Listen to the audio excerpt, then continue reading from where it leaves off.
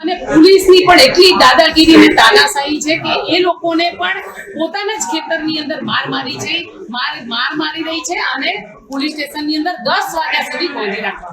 બેન, હમણાં પોલીસ સાથે પણ આપણે રકઝક થઈ, શું હતું મામલો? બિલકુલ, પોલીસ તંત્ર ગુજરાતની અંદર અને ખાસ કરીને સુરેન્દ્રનગર જિલ્લાની અંદર તાનાશાહી અને દાદાગીરી કરી રહી છે.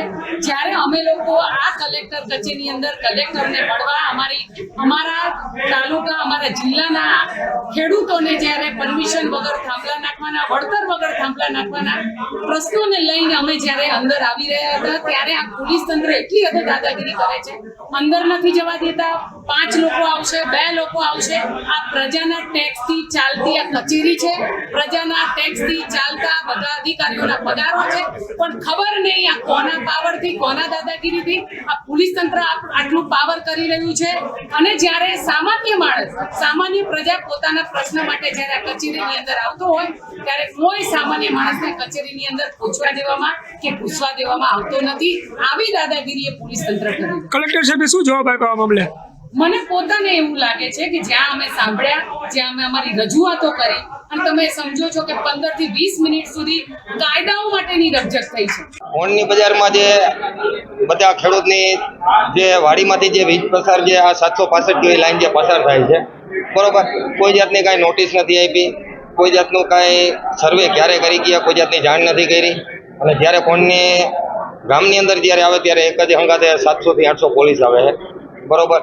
જેમ પોતાના બાપ દાદાની જમીન હોય એવી રીતે અંદર એ લોકો આવે છે અને વાડીઓની અંદર કોઈને એન્ટર નથી થવા દેતા. અને બીજી વસ્તુ, તે લોકોને આપણે પૂછવા જઈએ તો કોઈ જવાબ નથી આપતા અને એક જ વસ્તુ એ બોલે કે તમારે જે થાય એ કરી લ્યો. અરે સાહેબ, જે થાય એ કરવાનું ના હોય. આમાં જે થતું હોય કાયદાની રીતે જ થતું હોય અને ખેડૂતનું જે વળતર દેવાનું હોય એ પ્રમાણે તમારે દેવું જ પડે. સરકાર ચાહે કોઈ બી હોય, ખેડૂત જ્યારે કમાય છે, કણમાંથી મણ પેદા કરે છે ત્યારે તમારા પેટ ભરાય છે. કલેક્ટર સાહેબ પાસે અત્યારે આવેદનપત્ર આપવા આવ્યા છીએ અને બધા રજૂઆત અત્યારે કરી છે. આનો અમને જલ્દીથી કોઈ બી અમને વળતર યોગ્ય આપો. અમારે કંઈ નાખવા દેવાની કોઈ ના નથી કોઈ પણ ખેડૂતને. એક જ મારી 220 વીઘા જમીન છે, એમાં વળતરનું હજી કોઈ નક્કી કરવામાં નથી. મફતના પાણીના ભાવે એવડે અત્યારે પોલ નાખવાનું કહી રહ્યા છે અને મન પડે અહીંયાથી અમારી 220 વીઘા જમીનની માલ પર અત્યારે હાકેલા પડા પડ્યા હતા. અત્યારે વાવેતરનો ટાઈમ છે, વાવેતર તો કરવા દેતા નથી. આજે જે પ્રકારે સુરેન્દ્રનગર જિલ્લા સાથે ગુજરાતના બીજા અન્ય જિલ્લાઓની અંદર પણ જે ખાનગી કંપનીઓ છે, ખાસ કરીને અદાણી છે, ટાટા પાવર છે, પાવર ગ્રીડ છે, સ્ટરલાઇટ કંપની છે, આ બધી મહાકાય કંપનીઓની કહેવાય ને કે ચાપલૂસી કરતી હોય એ પ્રકારે તંત્રનો અત્યારે વ્યવહાર છે. કોઈ પણ પ્રકારની સંવિધાનિક અને કાયદેસરની પ્રક્રિયાને અનુસર્યા વગર સંપૂર્ણ ગેરકાયદેસર રીતે આજે ગામડાઓની અંદર મસ્ત મોટા મહાકાય, જેને ટેલિસ ટાવરો કહેવાય એવા ટેલિસ ટાવરો અત્યારે બનાવી રહ્યા છે અને એના કારણે આ ખેડૂતોની જમીનનું નખોદ વળી રહ્યું છે. કોંઢ ગામની અંદર આખા કોંઢ ગામને નજરકેદ કરી માલધારીઓને સીમમાં ન જવા દઈ, ખેતરે કોઈ ગયા હોય તેને ભાત દેવા પણ ના જઈ શકે અને ટિફિન લઈને ના જઈ શકે, એ પ્રકારનો આતંક આજે પોલીસ દ્વારા, તંત્ર દ્વારા એ કોંઢ ગામમાં મચાવ્યો છે. આજે કોંઢ ગામ માટે આખા સમગ્ર જિલ્લામાંથી લોકો આવ્યા છે અને આ સવાલ માત્ર એક ગામનો નથી. હજી ઓછામાં ઓછી બીજી જે લાઈનો આવી રહી છે, કુલ 800 થી 1000 ટાવરો આપણા સુરેન્દ્રનગર જિલ્લામાં, ખાસ કરીને ધાંગધ્રા, મૂળી, હળવદ, લખતર અને લીંબડી, સાયલા, આટલા તાલુકાઓની અંદર અનેક પ્રકારની લાઈનો, જાતની લાઈનો, એટલે કોઈનું ખેતર સલામત રહેવાનું નથી.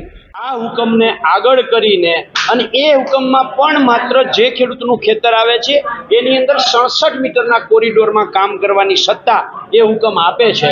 પણ તેમ છતાંય બધું જ બાજુએ મૂકીને બાજુવાળા ખેડૂતના ખેતરના તાળા તોડવા, પિયત જમીનને બિન પિયતના નામનો હુકમ કરવો, જ્યાં 28 રૂપિયા જંત્રી છે ત્યાં 945 રૂપિયાનો હુકમ થાય અને જ્યાં 300 રૂપિયા જંત્રી છે ત્યાં 250-300 રૂપિયાનો હુકમ થાય. આવા ભેદભાવ ભરવા હુકમ કરવા અને જે રીતે ત્યાં પોલીસ દમન થયું છે એ બાબતને લઈ અને કલેક્ટર સાથે અમે ખૂબ વિસ્તૃત ચર્ચા કરી.